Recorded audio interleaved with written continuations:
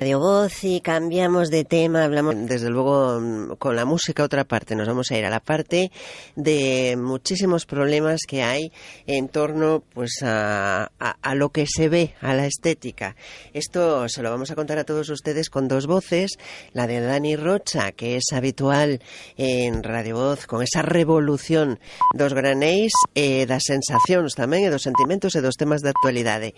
E hoxe con unha convidada moi especial, ela é Paula Neira, con un tema moi traballado, con moitos datos e que creo que paga a pena escoitar atentamente. Dani, que tal? Bos días. Bos días, Eva, que tal? Como estás? Bos días, moi ben, e ti? Tirando, non? Ben, aquí preparado de venres, con ganas de o fin de semana de verán e diferentes outros, entón, pues con moitas ganas. Sí, que bonita palabra verán. Unha cousa que hai que ter en conta sempre, é maravilloso como se traballa, Dani, pois esas bandas sonoras para pechar a sección. Hoxe queremos que se fixen vostedes dun xeito especial, porque é, para quen non a coñecía, como é o meu caso, é unha auténtica xoia de culto, Dani?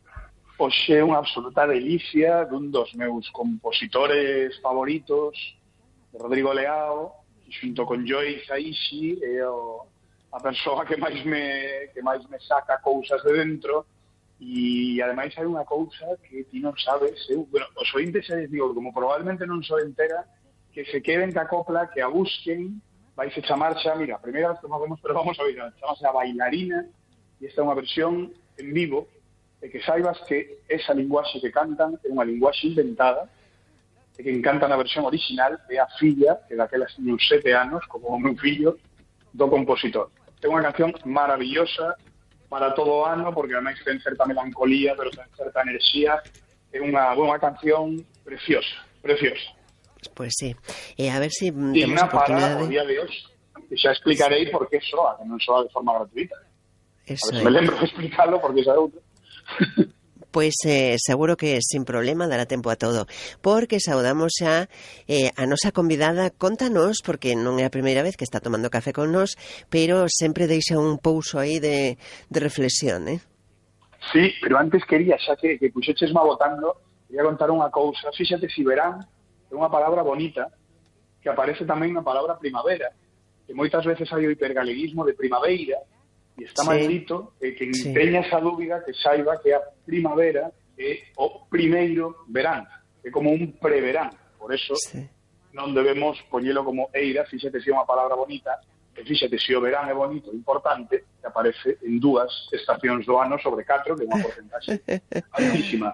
Dito o cual, aquí de repente, niño Vicente, pasamos a representar, porque a segunda vez que está aquí, estivo aí 3 semanas, unha cousa así, e xa avisamos de que ia volver, a Paula Neira. Paula Neira é unha profesora universitaria que se dedica a estudios apaixoantes, os que sigan esta sección, soalalle, porque hai pouco falamos con ela do tema da gordofobia, ela traballa moito con adolescentes. E eu xa anunciamos a última vez que me interesaba moito saber o método que se usa, entón hoxe vamos a intentar concentrar porque queremos saber o método que se usa para esos estudios, porque claro, preguntarlle algo a alguén ten certos problemas. O primeiro é que non necesariamente teñen que dicir a verdade. E logo imos falar sobre eso, sobre precisamente enlazando sobre responder mentiras e verdades, cal é a relación da adolescencia cos bulos. Da adolescencia e da terceira idade, que a priori igual temos unha imaxe que Paula, con estudio na man, non con opinión de bar, vai nos contar. Así que primeiro, Paula Neira, ¿qué tal? Buenos días, ¿cómo estás? Hola, buenos días, muy bien. Hola, aquí Paula. Por la mañana, de café. Estamos encantados de volver a recibir. Paula, sí. O primeiro que decíamos, o método usado. Como podemos saber cando facemos unha enquisa, porque eu contaba yo ela que por un estudio pequeniño que fixamos na facultade, baseábase tamén en saber se a xente minte ou non minte cando alguén lle di, mira, vamos a hacer un estudio. A nosa conclusión foi que como bellacos, vamos, que non había forma humana de que ninguén dixera a verdade.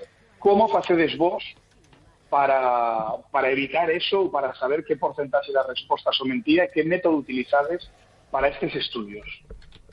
A ver, hay distintos métodos de estudios. Por una parte hay más cuantitativos, esas encuestas, ¿no?, que te dan números, ¿no? Y por otra parte hay más cualitativos. Aquí, para saber realmente la verdad, la técnica que utilizamos es hacer muchos estudios. O sea, aquí la clave es compararlos, ¿no? Entonces, el primer estudio siempre le llamamos eso, exploratorio, ¿vale? Entonces, cuando ya un estudio tiene el calificativo de exploratorio, ¿no? O sea, ya sabemos que todavía los resultados no pueden ser excesivamente fiables, ¿no? Es decir, bueno, estamos palpando un poco ese terreno, ¿no? Y viendo si, bueno, pues las tendencias fundamentales. Pero la clave es, claro, al final hay un montón de investigadores, ¿no? Y nos vamos comparando los unos con los otros, ¿no? Entonces, bueno, tenemos que estar muy actualizados en lo que es las publicaciones que se van realizando, ¿no? Pues tanto en nuestro país como en otros países, ¿no? Y ver, pues, si son si coinciden o no coinciden. Entonces, bueno, por una parte, los métodos cuantitativos nos permiten, pues, alcanzar pues a mucha población. Eso es normalmente, pues, por ejemplo, si estamos hablando de adolescencia en España, estamos hablando de alcanzar, pues, al menos, ¿no?, unos 1.000 adolescentes, ¿no? O sea, hacer preguntas a esos 1.000 adolescentes para que sea algo fiable. Pero ya si queremos profundizar, queremos ir un poquito más allá, queremos ir a la interpretación, pues podemos utilizar métodos cualitativos. ¿Cuáles son los cualitativos? Pues, por ejemplo, las entrevistas o los grupos de debate, ¿no? Focus group.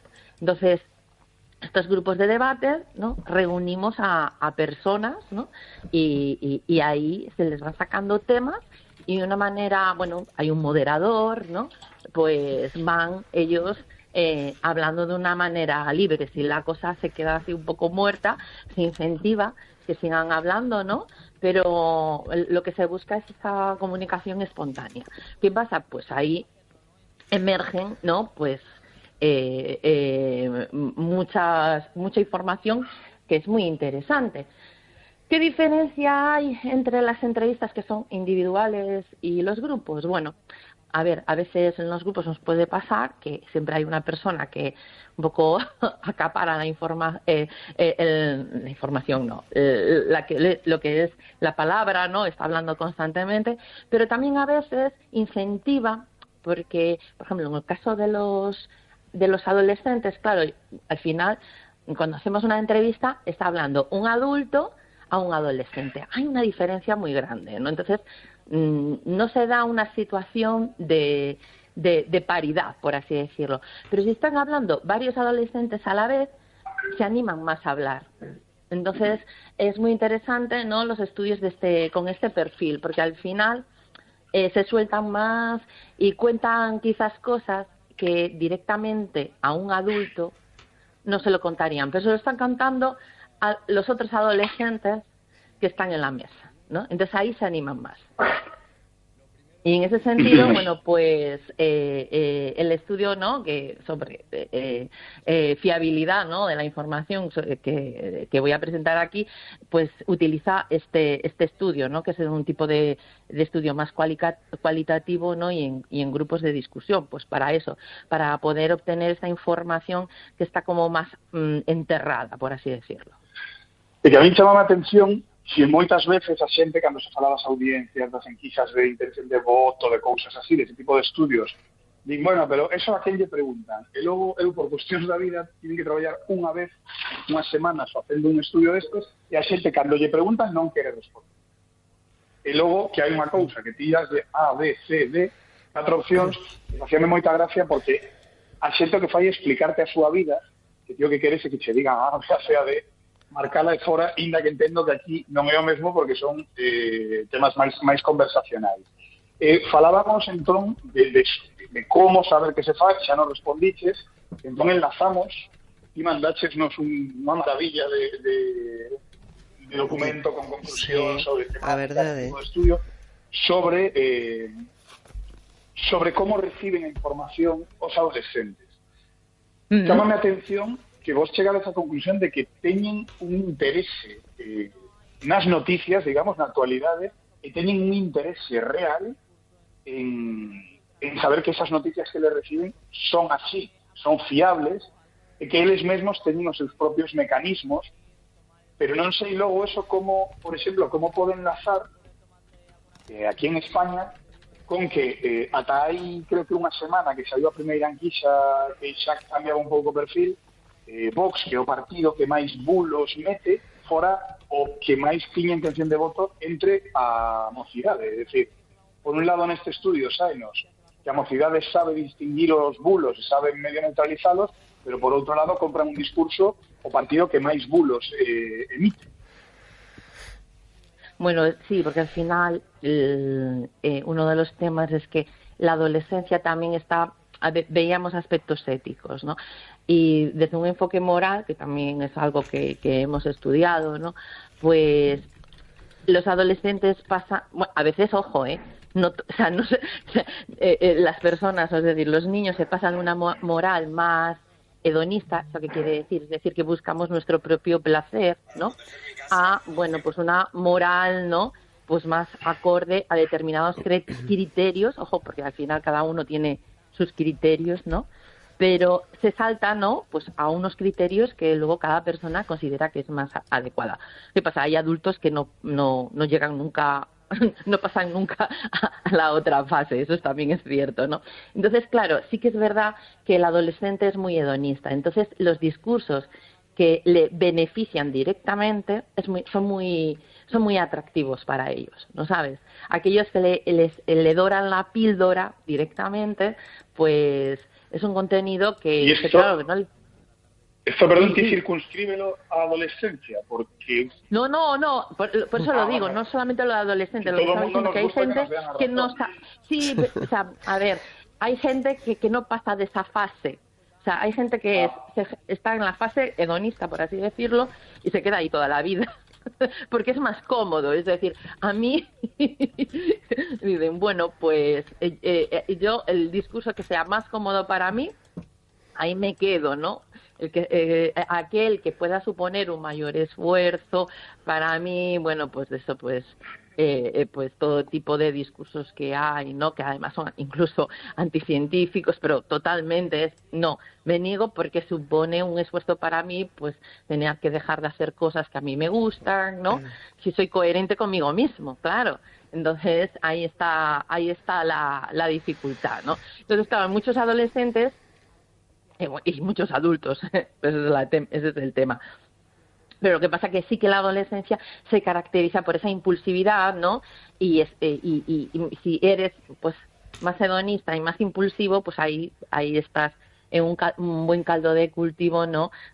Con respecto a determinados discursos, ¿no? Que nos podemos encontrar, ¿no? Hay una cosa que me gustaría también definir o reducir la edad de la adolescencia a qué franja.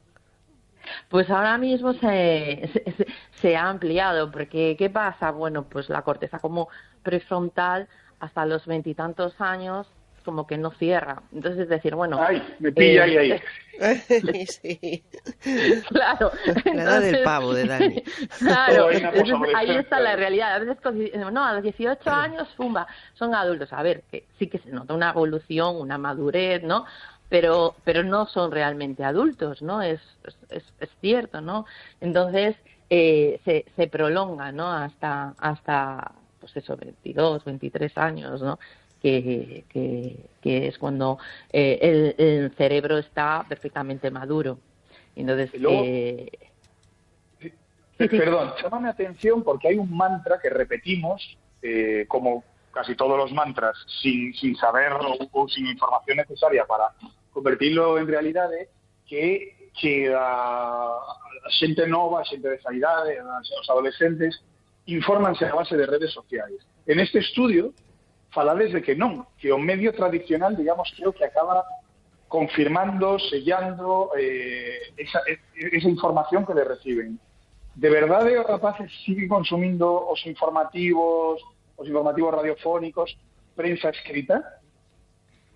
No, la prensa escrita, de hecho, no lo citan en ningún momento. En el estudio es una cosa que además como que destacamos, ¿no? La prensa escrita sí que no aparece para nada reflejada, ¿no? Pero sí que sirve la prensa tradicional, especialmente lo que es la televisión, la radio y la prensa digital, ¿vale? Sí que sobre todo esos que son los chavales más mayores, empiezan a seguir medios de comunicación en redes sociales. Pues esto, pues Radio Voz, La Voz de Galicia, ¿no? Entonces, ahí confirman la información. Por otra parte, sí que tienen momentos de compartir con los padres, ¿no? Entonces, comen con los padres y están viendo el informativo en televisión. Entonces, o van en el coche y escuchan la radio con los padres. Entonces, ahí confirman muchas informaciones. También manifiestan muchas veces, no, es que lo escuché en el coche con mi padre, ¿no? Y ahí la figura, ¿no? De los familiares, ¿no? Pues es algo fundamental. Claro, porque sempre temos a sensación de que ti estás escoitando, ou a sensación, a imaxe do adolescente, que ti estás escoitando a radio, vai detrás os seus auriculares escoitando reggaetón. E igual este estudio demostra que non, que mellor ainda sigue habendo unha conexión necesaria de transmisión de información cuasi exemplar das figuras dos proxenitores cara aos rapaces, vamos, explicativos, que casi son, pero cara aos rapaces.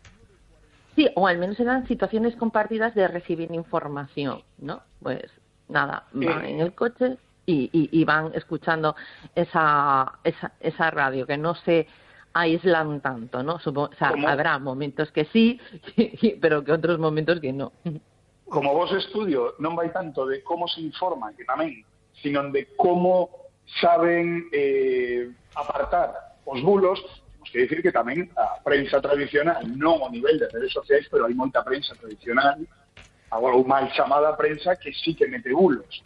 Como detectan, como zafan, por dicirlo dun xeito moi coloquial, como zafan destes bulos, si é que zafan destes bulos, claro. Claro, a ver, el tema es que si una fuente que se supone que es una autoridad a la hora de informar, pues traslada un bulo, a ver, efectivamente, incluso hay prensa muy, muy seria que ha caído en bulo por realmente este cambio de situación mediática que se ha dado en estos años, ¿no? Realmente la prensa se ha tenido que adaptar de una manera frenética a este nuevo contexto a una velocidad rapidísima. Y entonces, claro, ahora lo importante no es tanto casi la veracidad de la información, sino la rapidez en la que tú publiques esa información. Claro, entonces ahí caes en determinados bulos. Luego, por otra parte, efectivamente, también hay prensa que su línea editorial incentivan esos bulos. ¿Qué pasa? Pues los adolescentes también son muy conscientes de esos sesgos editoriales, ¿vale? Entonces, claro, por eso a veces por una parte, confían en los medios tradicionales, pero son conscientes de los sesgos del clickbait, ¿no? De esto de poner un titular muy, muy atractivo, ¿no? Para que te metas y al final el contenido no es tan atractivo, ¿no? Entonces, los adolescentes son conscientes de eso. Entonces dicen, bueno, por una parte sí, los medios de comunicación tradicionales te dan cierta fiabilidad, pero también te dan menos... también son conscientes, por ejemplo, que no hablan de determinados temas, ¿no? Que un poco que existe cierta censura, ¿no? Que escogen los temas, ¿no? Entonces eso también son muy conscientes. Entonces a veces pues dicen, no, pues yo sigo un blog, ¿no? De Médicos Sin Fronteras, que ahí me hablan de... O sea, cosas que dices tú, pero hay algún chaval, desde luego, claro, no son la mayoría, pero dentro de un grupo, nosotros en este estudio hablamos con 62 chicos, ¿no? Chicos y chicas. Claro, y salieron estos temas, y dices tú, bueno, tampoco son tantísimos. Pues había dentro de ese grupo gente que seguía blogs, ¿no? De informaciones internacionales para enterarse, pues eso, de guerras por el mundo adelante, ¿no? Entonces dices tú, bueno, pues sí que tienen un interés. Sí, desde luego. Hay una cosa que me llama mucho la atención porque, claro, muchos ahora mismo, en este momento, muchos de los temas que se ven en redes, pues son con esa parte negativa, ¿no? De, pues eso, bullying, gordofobia, todo tipo de situaciones en las que casi son indefensos. Se habla también mucho de cuando pues se empiezan a retuitear, etcétera, etcétera, ese tipo de imágenes, pues hacer una especie de llamamiento a que no se haga porque puede haber algún tipo de castigo de cara al futuro, ¿no? Todo esto, ¿cómo lo aprecian ellos? ¿Cómo es ese apartado dedicado a la información que puede herir la ética, no difundir? ¿Cómo lo llevan? A ver, ellos hasta son un poco pillos. O sea, esto lo estuvimos en otro estudio y son muy o sea, la mayoría, a ver, es como todo. Luego tienen esa parte de impulsividad que puede estar por encima, ¿no? De toda esta parte más reflexiva, que ellos son conscientes. Claro, ahí no es que no sepan ciertas cosas, a veces les puede ir rápido, ¿no? Pero son muy conscientes, ¿no? Que o sea, a veces, incluso a veces son malos, ¿no? Por así decirlo, porque son muy conscientes de que, por ejemplo, la información escrita va a misa. Entonces dicen, no, este tipo de informaciones nunca las hablamos por escrito. O sea, siempre las van a hablar en presencial y que no quede registro de esta información, ¿no? Si yo que sé, están cotilleando de alguien, por ejemplo. Entonces, tienen esa malicia, o sea, saben que los medios, o sea, que al final el registro queda grabado y eso puede tener unas consecuencias, ¿no? Incluso que yo creo que a veces son más conscientes que determinados adultos, ¿no? En ese sentido tiene cierta pillería, ¿no? Es que no tienen por qué ser seres de luz, pero sí que son conscientes de eso, ¿no? Hai outro tema que a min gustaríame que non marchásemos aquí sin tratar, que ademais congratúlame moito, que é o tema dos influencers, ver que no voso estudio, porque precisamente estes días unha marca de supermercados colleu a influencers para falar no meu sector dun deterxente ecolóxico.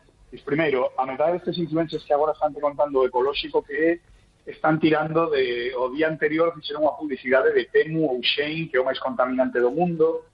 O logo produto habería que analizar moito, pero onde vou é a que me congratula moito ver o que decides aquí de que eles poden confiar nun influencer, pero saben que a publicidade non é real.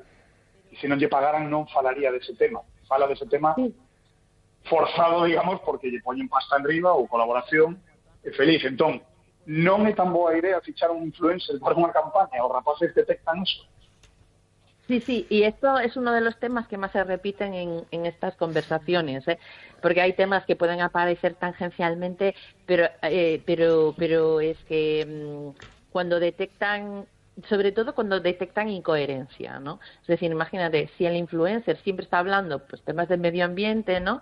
Y bueno, pues de repente hablando de un producto, para ellos hay una coherencia, pero si de repente muestran un discurso absolutamente incoherente, pues ahí está donde ellos recelan. Luego, por otra parte, es también bastante curioso porque uno de los elementos, ¿no? Que, bueno, por parte de la academia, ¿no? Se está como intentando exigir es que se identifique más claramente pues todas las partes, bueno, todas las acciones de promoción.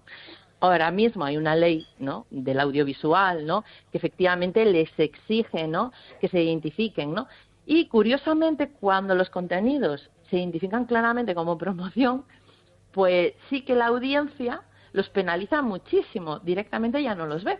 Es bastante curioso porque a veces son exactamente los mismos vídeos pues de hace un año y que veían sin pero esto tanto jóvenes como adultos, ¿eh? O sea, es algo bastante curioso, ¿no? Si tú ves el hashtag pues ad o publicidad, ¿no? Y es como, ya no lo voy a ver, pero antiguamente pues sí lo veías. Y creo que al final este tipo de comportamientos pues está favoreciendo que muchos influencers, ¿no? Porque al final hay una falta de control, pues intenten colar de vez en cuando contenidos que son claramente publicitarios. Entonces a ellos sí que esto les molesta mucho y muchísimo, ¿eh? Y aparece en muchas ocasiones ese comentario. Bueno, pues decíamos que la banda sonora de hoy era maravillosa y para disfrutar. Casi invitamos a nuestra, hoy amablemente, a nuestra colaboradora Paula Neira a que la escuche y que la disfrute, porque Dani, es una pieza desde luego espectacular. Unha peza maravillosa, como xa presentamos antes, deixamos de que soe, simplemente que me lembrei, está aquí porque este disco chamase Método, que eu, polo que comenzamos esta conversa. De Rodrigo Meao, a bailarina. Grazas, Paula. Encantada. Gracias, Paula. Una aperta enorme. Con Dani Rocha y con, como decíamos, con una banda sonora fantástica y, por supuesto, con Paula Neira, cerramos este espacio. Dejamos que disfruten ustedes, estén donde estén.